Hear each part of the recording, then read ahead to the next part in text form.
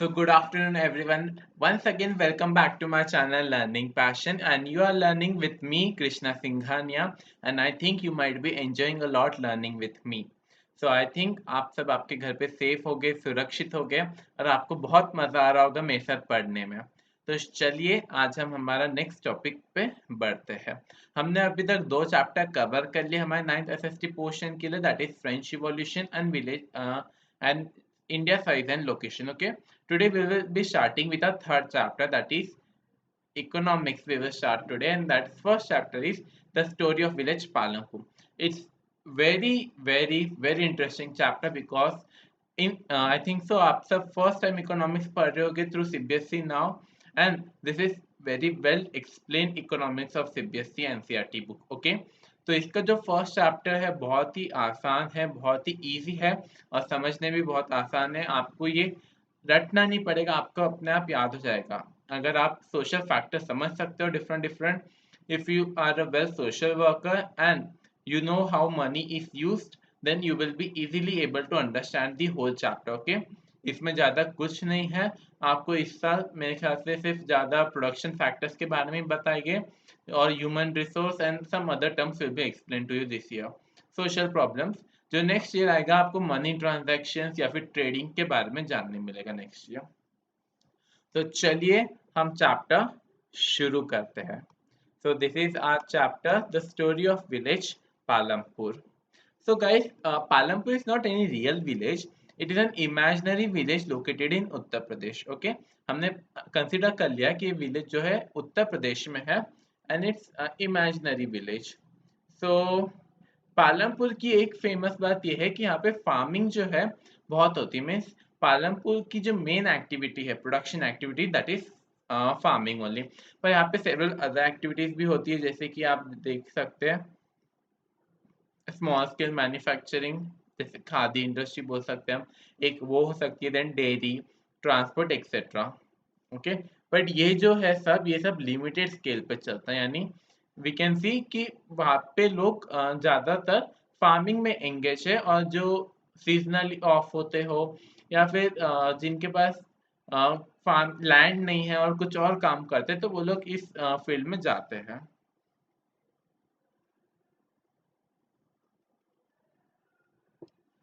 And here we can get Palampur story to next level, that Palampur had well developed system of transport and road, यानी वहाँ के road बहुत अच्छे हैं। वो एक अच्छे से शहर जिसका नाम है रायगंज एंड देन शाहपुर, ऐसे दो विलेजेस, दो अच्छे टाउन या सिटी से कनेक्टेड है पालमपुर। देन वहाँ पे ट्रांसपोर्टेशन सिस्टम का भी ज़्यादा प्रॉब्लम है नहीं, बग्गीज और बुलक कार्स और मोटरसाइकिल, ट्रैक्टर्स, जीप सब वहाँ पे चलते थे ये सब। And now there is that Palampur में टोटल 450 फैमिलीज है जो डिफरेंट डिफरेंट कास्ट की है। बट उसमें से जो अपर 80 यानी 80 फैमिली से जो एकदम अपर कास्ट यानी टॉप की कास्ट की है, वो क्या है, वो मेजोरिटी ऑफ द लैंड जो विलेज की है वो कंट्रोल करते हैं। यानी जो टॉप 450 में से जो टॉप 80 अपर कास्ट की फैमिली है, वो क्या करती है, मोस्ट ऑफ द विलेज को ये करती है, मिस विलेज के मोस्ट ऑफ द लैंड पे उनका कंट्रोल है। ओके, तो ये जो अप्पर कास्ट फैमिली है उनके वेल डेवलप्ड हाउसेस है, मतलब सीमेंट और ईंट के बने हुए घर है। पर हम जो कहे जो डाउन फैमिलीज है या फिर दलित है, एससी एसटी के लोग हैं, उनके घर काय के हैं, मिट्टी के, स्ट्रॉस के, मतलब सूखी हुई घास, स्ट्रॉस मीन्स ओके, उसके उनके घर बने हुए हैं। ओके, अब वहाँ पे जो पालमपुर के घरों को है ना इजीली इलेक्ट्रिक कनेक्शन मिल गया था। ठीक है, बहुत सारे लोगों के पास है, बहुत सारे दलित लोगों के घरों में नहीं भी है इलेक्ट्रिक कनेक्शन, और फिर वो लोग ये इलेक्ट्रिक कनेक्शन का यूज फील्ड्स में भी करते हो गए।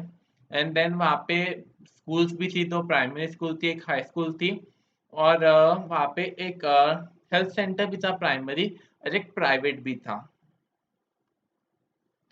तो आपको यहाँ पे समरी मिल जाती है। अभी तक हमने जो भी देखा कि the description about shows that the Palampur has fairly well developed system of road transport, electricity, irrigation, school and health centre. Okay,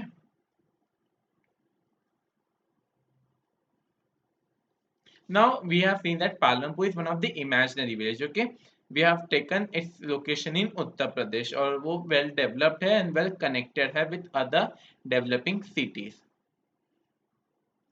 वहाँ पे जो मेन प्रोडक्शन एक्टिविटी मैंने आपको बता दिया फार्मिंग ही है, और वहाँ पे बहुत सारे लोग अदर जनरल थिंग्स में भी बिलोंग ये होते हैं engage. Mean general things what I mean is shopkeeping, dairy farming बोलो, या फिर ट्रांसपोर्टेशन के वर्क में या स्टोरेज के वर्क में भी लोग एंगेज है वहाँ पे। Now next topic comes organization of production.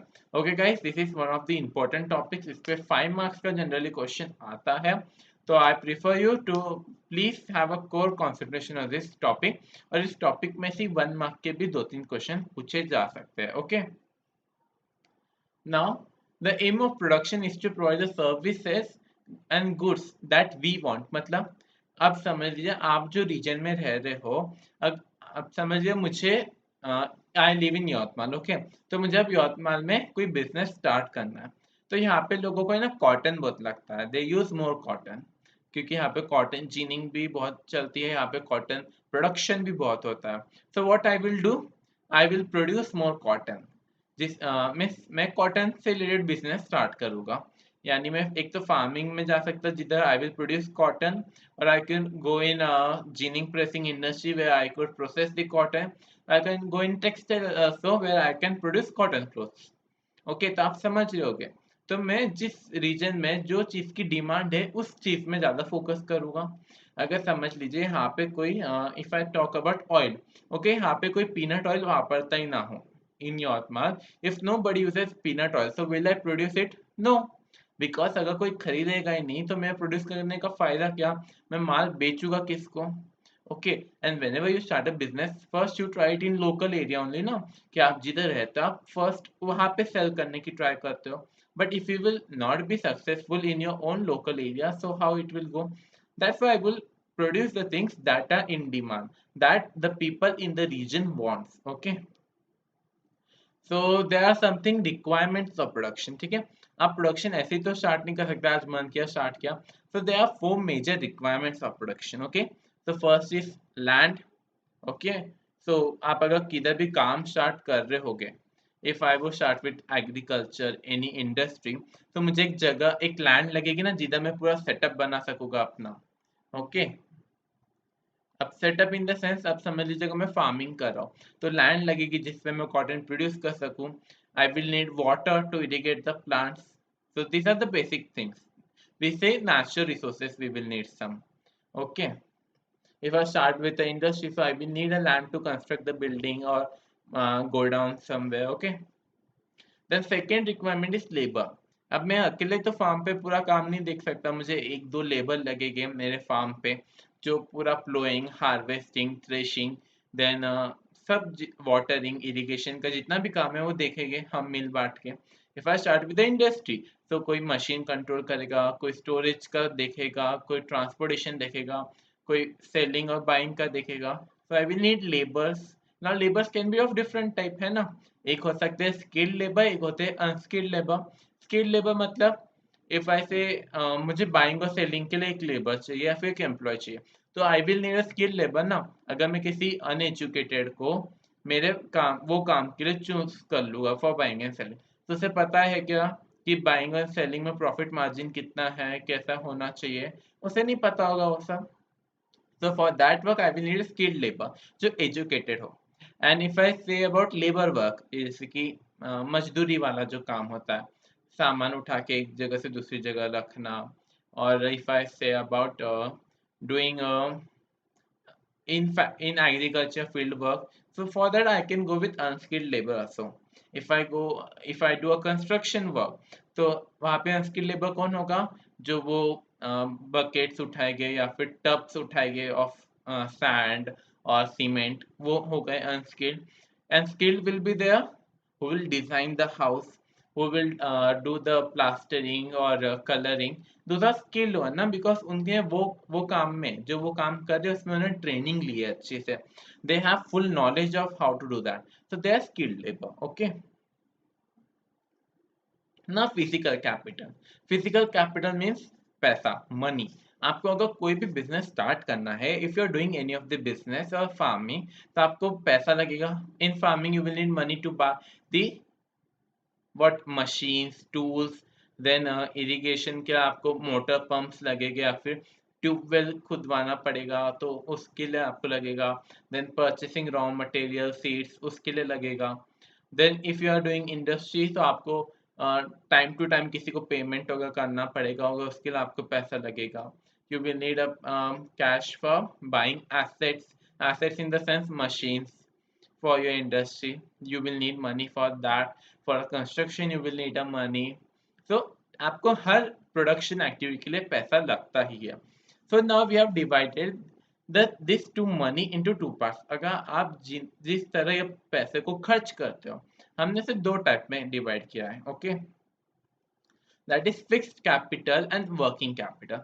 Fixed capital मतलब समझ लीजिए आपने कई ऐसे जगह कैश आपके पैसे खर्च किए जो चीज आपके लाइफ लॉन्ग हैगी या फिर आपके एक एसेट की तरह काम करेगी ना. What is meaning of asset? अगर मैं आपको एसेट का बेसिक मीनिंग बताऊं तो ऐसी चीज जो आप ओन करते हो और जिसका आपको फ्यूचर में कोई बेनिफिट मिलेगा. The thing which you own, जो आपके नाम पे रजिस्टर हो गई समझ लो एक तरीके से, and in future you will have certain benefit out of it. If I say this house जिधर मैं आपके लिए वीडियो शूट करता हूँ, तो समझ लीजिए अगर ये मेरा है तो ये क्या है, मेरा एसेट है, because I am owning this house. And अगर मैं कल इसे बेचूं तो क्या होगा, मुझे बेनिफिट होगा, मुझे प्रॉफिट होगा. so that is called as an asset which I own and which will give me benefit in future. This is called as asset. तो ऐसी कोई चीज जिससे ऐसे कोई पैसा जिससे आप फिक्स एसेट में इन्वेस्ट करते हो या फिर खरीदते हो, जैसे tools machinery building. And if I say in farming so your threshing machine, your sowing machine, तो ये सब मशीन्स जो है ये आपके फिक्स्ड एसेट है. so that's why the money that you invest in purchasing this thing is called as fixed capital. okay, and then what about the working capital?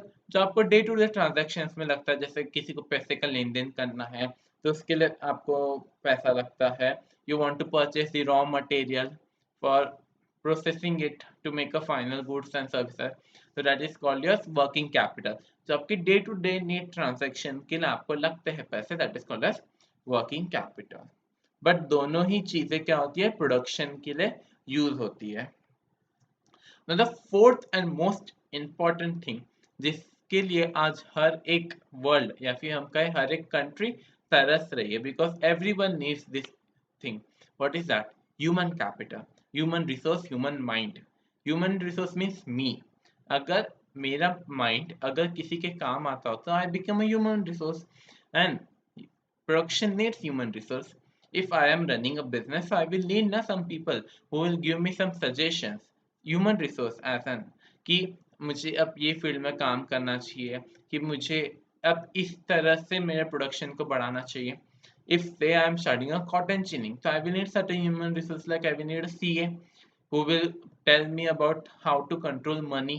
I will need one manager who will who will share with me about the how to increase the production methods. I will need one agent who will deal for my goods. Okay, so हमें हर जगह human resource लगता है. But in this chapter we are not going to discuss human resource. We are going to discuss human capital in next chapter, that is second chapter. Okay, human and resource. In this chapter we will be discussing about land, labor and physical capital.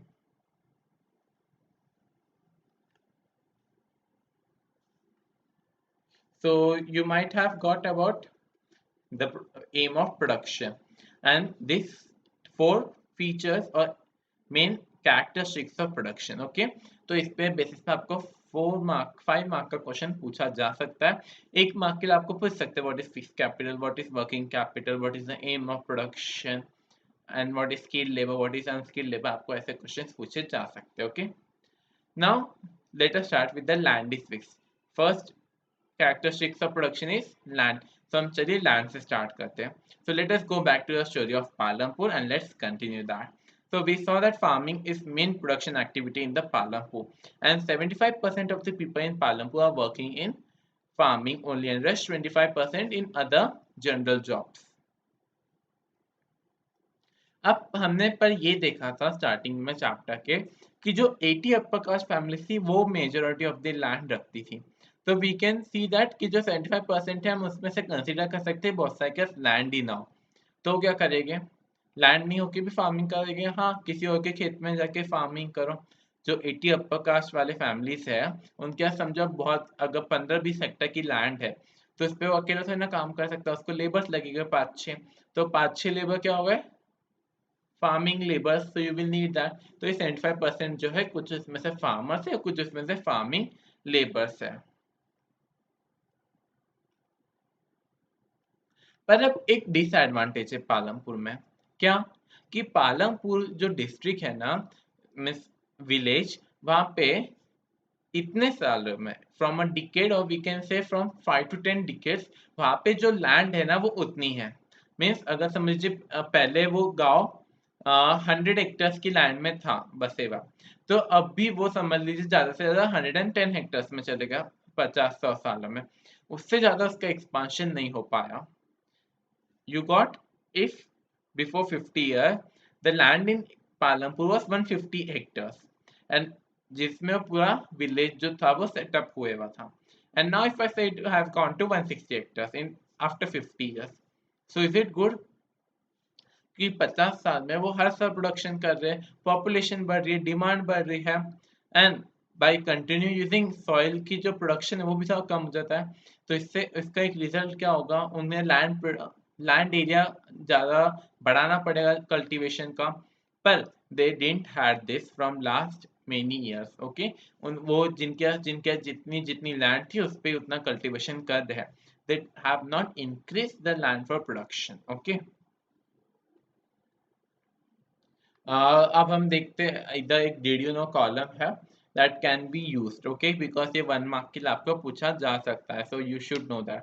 So mostly हम cities में hectare use करते हैं, but in we say in villages they use measures like bigha and guntha to measure the land, okay.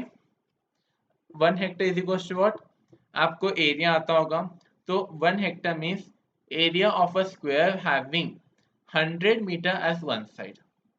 Area of a square having one side equals to 100 meter. तो उतना बड़ा जितना भी land होता होगा that is called as 1 hectare. Now यहाँ पे आपको थोड़ा सा दिए हुआ है कि मैंने आपको पहले बता दिया उत्तर प्रदेश में है, तो वहाँ पे पालमपुर में क्रॉप्स कौन से उगाए जाते हैं mostly. So if you see वहाँ पे जितनी भी लैंड थी वो पूरी यूज करते हैं फॉर कल्टीवेशन, कोई भी लैंड ऐसे खाली नहीं पड़ी है बंजर जमीन, और जो पड़ी थी उसको भी उन्होंने कल्टीवेशन में ला लिए जल्दी से ना। आप यहाँ पे उनका दिए हुआ है कि जैसे अब रेनी सीजन में वो लोग बाजरा और ज्वार उगाते हैं, this are two Indian grains जो रोटी बनाने में यूजुअली यूज होते हैं। देन वो उससे कैटल फीड के लिए भी यूज करते हैं मोस्टली, ओके। फिर वो विंटर्स में, not in winters, if I say from October to December, semi winter semi rainy, तब वो पोटैटो उगाते हैं, and from winter season they use to grow the wheat, okay. तो ये जितना भी वीट प्रोड्यूस करते थे उसमें से खुद के फैमिली के लिए कुछ रख लेते थे और बचे वो लोग सेल कर देते थे। And they use to also grow sugarcane, okay. वो साल में एक बार शुगर केन का भी प्रोडक्शन करते थे, जिससे एज अ वो कैटल फीड भी यूज किया जा सकता था, या फिर वो उसे प्रोसेस करके उससे शुगर या फिर जैगरी, जैगरी मीन्स गुड़, हम जो हिंदी में गुड़ बोलते हैं उसे इंग्लिश में जैगरी बोलते हैं, देन शुगर, ऐसी चीजें प्रोड्यूस करते थे। Now here is one reason being given कि वो लोग इतना सारा प्रोडक्शन क्यों कर सकते थे एक साल में, बिकॉज वी हैव सीन कि पालनपुर में जो इलेक्ट्रिसिटी थी बहुत जल्दी आ गई थी, जिससे वो लोग क्या कर सकते थे, वो लोग इलेक्ट्रिसिटी को फार्मिंग में यूज कर सकते थे। फार्मिंग में, yes, how in farming, now what they will do, अब समझिए अगर उनके पास इलेक्ट्रिसिटी ना होती तो लोग ट्यूबवेल्स यानी कुएं में से, आपने पर्शियन व्हील देखा होगा ना, चक्की जिससे ऐसे पानी ऊपर खींचते, बकेट नीचे ट्यूबवेल में डाल देते हैं, and from a rope through that wheel, one wheel is there upper rotating, and through rope you used to pull the bucket upward, तो that is called as Persian wheel, okay. तो उसे use करते थे farmers पहले, पर अब जब से उनके पास इलेक्ट्रिसिटी आ गई तो वो क्या कर सकते हैं, मोटर पंप्स लगा सकते हैं कुएं में, जिससे क्या है मोटर पंप के द्वारा वो इजीली पानी को निकाल सके कुएं में से। They did not need to use much power. Okay, और इससे वो लैंड इजीली कल्टीवेट कर सकते थे। पर it was now Palampur is in Uttar Pradesh, and Uttar Pradesh is a region जहाँ पे पानी की कमी नहीं है, because they have Himalayas at the top, and even that lies on the northern plateau, जिधर पानी बहुत है. Okay, and their soil is even more fertile. But if we say in regions like Maharashtra or Andhra, not Andhra Pradesh, Goa or Kerala, here what we are living on Deccan Peninsula, Deccan Plateau. Okay, we are living on Deccan Plateau. तो इससे क्या होता है, यहाँ पे कोई ज़्यादा reverse भी फ्लो नहीं होती है, प्लस यहाँ पे रेनफॉल भी बहुत कम होता है, जिससे इधर पानी की थोड़ी सी कमी होती है। मोस्टली जो यहाँ पे फिर फार्मर्स होते हैं वो काय पे डिपेंडेंट होते हैं, रेनफॉल पे, बिकॉज यहाँ पे अंडरग्राउंड वाटर भी बहुत कम मिलता है, प्लस यहाँ पे आपको रिवर्स जो है फ्लोइंग बहुत कम मिलेगी। वो जब बारिश में रिवर्स भरते हैं या फिर पॉन्ड्स चालू होते हैं, that are not called as rivers. Okay, rivers वो होते हैं जो 12/365 डेज चलती रहेगी, जो समर में सूख जाए that is not a river. Okay, so on Deccan Peninsula, mostly the states are dependent on rainfall for irrigation. Now, if you grow more than one crop in a year on a same patch of land, तो उसे हम क्या कहते हैं, multiple cropping. Okay, again 1 mark question.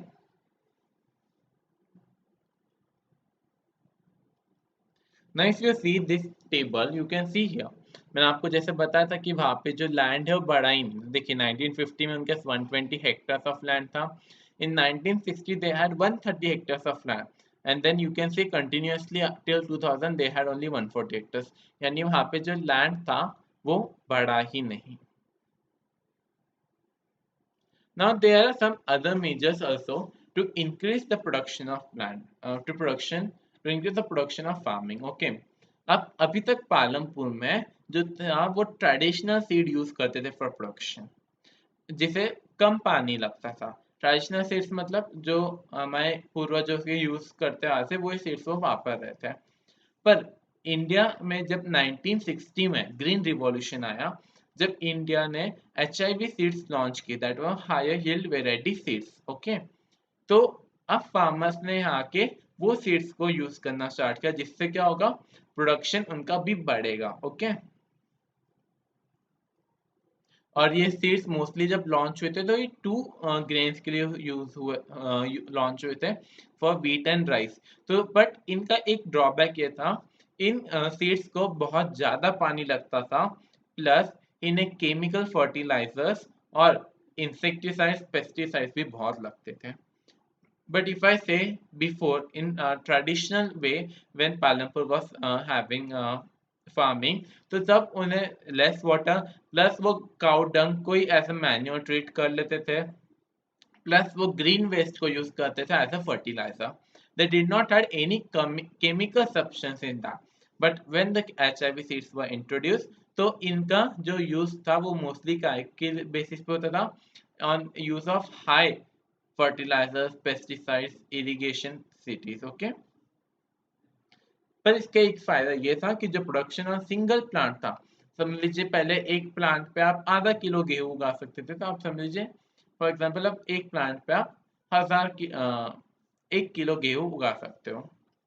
So it's like that.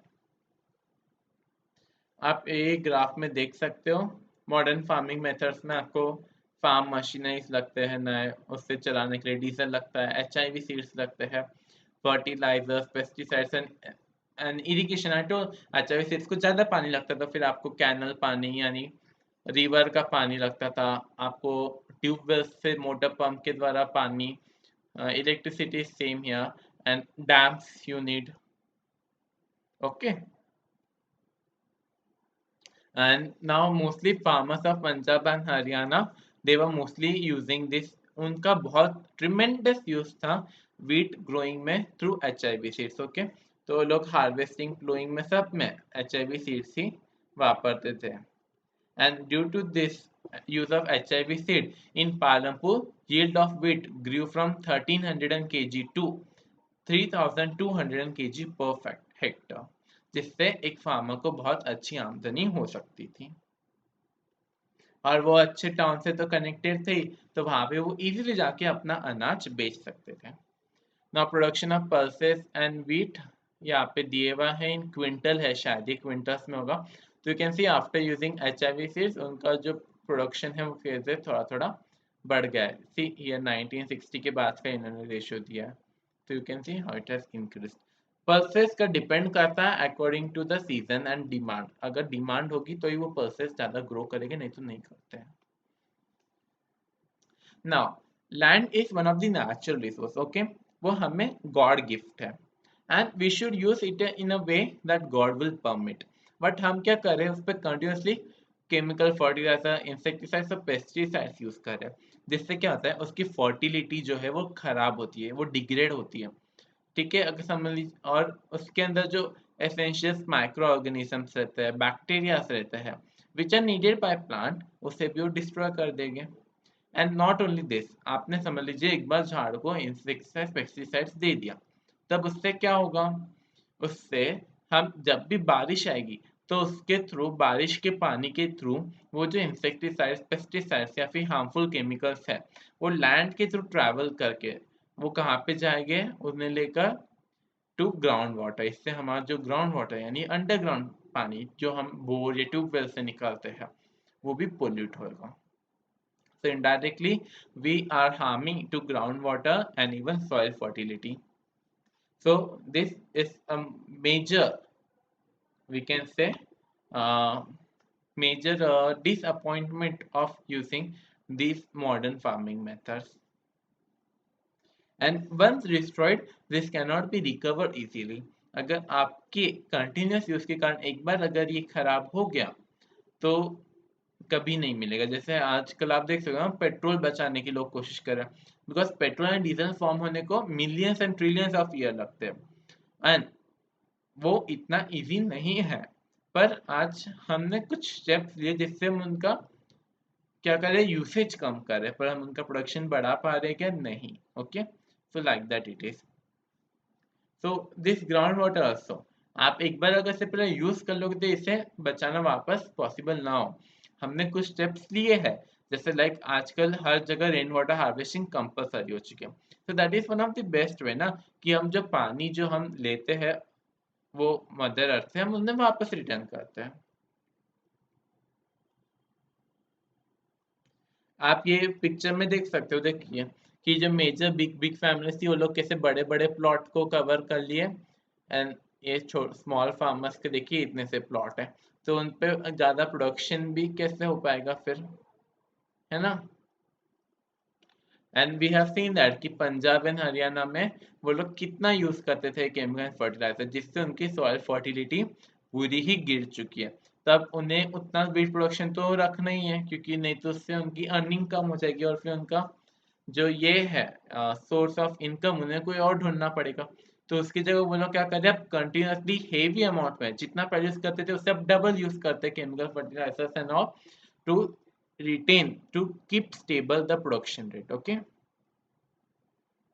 मैंने आपको पालमपुर में families के बीच में समझाया कि लैंड कैसे डिवाइडेड है। मोस्टली लोगों के पास 2 हेक्टर या उससे भी कम लैंड होती है।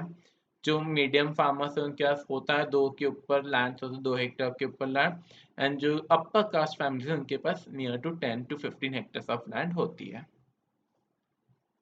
अब यहाँ पे एक स्टोरी दी हुई है एक पर्सन की, गोविंद नाम के, जो पालमपुर में रहता था। उसके पास 2.25 हेक्टर्स ऑफ लैंड थी।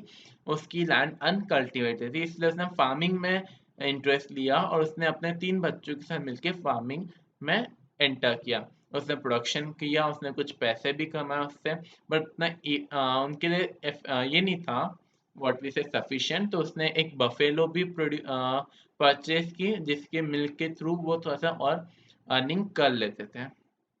पर जल्दी गोविंद की डेथ हो गई, तो उससे क्या हो गया, वो उसकी जो प्रॉपर्टी थी, ये 2.25 हेक्टर्स की लैंड, वो उसकी 3 सन्स में डिवाइड हो गई, यानी ईच सन को मिला 0.75 हेक्टर्स। एंड यू कैन सी कि इतने से लैंड पे क्या प्रोडक्शन होगा। ओके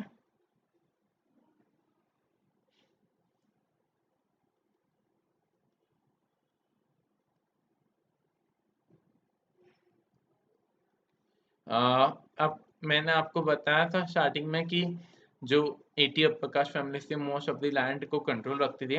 तो you can see this graph. Okay आपको इसमें बहुत अच्छे से समझेगा कि क्या सिचुएशन थी। Now grey colour is for small farmers and yellow colour is for medium and large farmers. Okay now ये इज कल्टिवेटेड एरिया। तो स्मॉल फार्मर्स कितना एरिया कल्टिवेट करते थे total of Palampur? 36%, and remaining 64% area was cultivated by medium and large farmers. यानी land cultivation क्या कम किसके पास है? स्मॉल फार्मर्स के पास। Now come here number of farmers.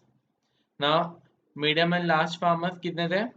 सिर्फ 20%, यानी 20% of the farmers cultivated 64% of the land of Palanpur, and remaining 80% small farmers cultivated just 36% land. यानी सबके हिस्से में एक एक परसेंट लैंड भी नहीं है, या आधा परसेंट भी नहीं हो गया ऐसा बोलूँ मैं।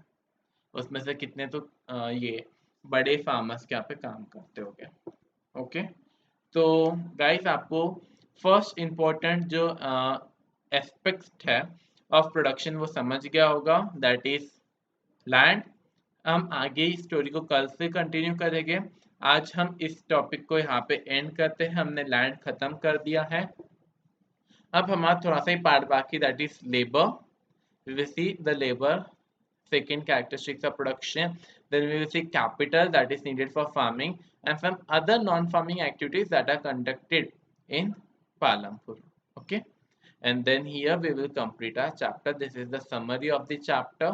You can read it during exam time. These are some of the questions and answers. Okay. So guys मैं एक्सपेक्ट करता हूँ आपको आज का पूरा टॉपिक समझा हो। अगर आपको कुछ भी डाउट हो तो आप प्लीज़ नीचे कमेंट बॉक्स में कमेंट कीजिए मुझे। मैं आपके डाउट को सॉल्व करने की पूरी कोशिश करूँगा and I will definitely reply to your comment. And guys, if you like my video, so please subscribe my channel, that is Learning Passion. And if you think that I should bring a certain changes in my video, so आप मुझे नीचे comment box में suggest कर सकते हैं। मैं इस chapter से रिलेटेड जितने भी डॉक्यूमेंट्स हैं मेरे पास नीचे डिस्क्रिप्शन बॉक्स में आपको प्रोवाइड करूँगा, like 1 mark questions or notes and PPT presentations, that all I will provide in description box to you. And if you like my videos, then please subscribe my channel, hit the bell icon for getting instant notification of my any video being uploaded, and hit the like button for supporting me. So guys, thank you. I expect आप घर पे ठीक हो गए और सुरक्षित हो गए। एंड अगर आप कुछ चाहते हो कि मैं इसके बाद दूसरा लेसन आपके नीड से स्टार्ट करूँ तो आप वो भी मुझे नीचे कमेंट बॉक्स में ज़रूर बताइएगा। मैं आपके सजेस्टेड लेसन को ही अगले इसमें स्टार्ट करूँगा। तो thank you guys, signing out, Krishna Singhania.